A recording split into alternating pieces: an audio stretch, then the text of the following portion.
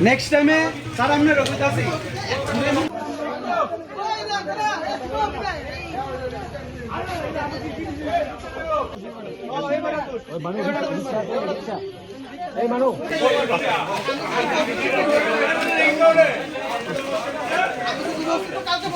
সবার কাছে মাপ চাই, কারণ এলাকার সবাই তো মোটামুটি আমার এমনও চিনে, তবে তার কাছে আমি মাপ চাই।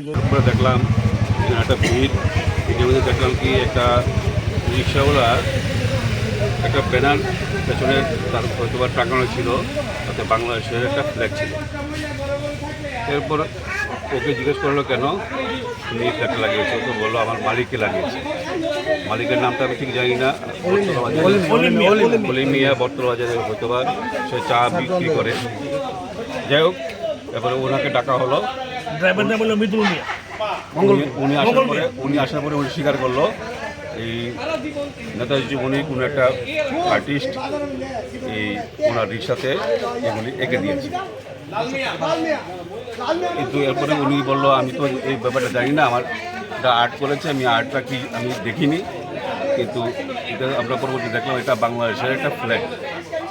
এরপর এই এলাকারবাসী আমার আসার পরে দেখলাম এলাকাবাসী এতে উত্তপ্ত হয়েছে, যেহেতু বাংলাদেশ ইন্ডিয়ার একটা মাঝখানে একটা সমস্যা চলছে।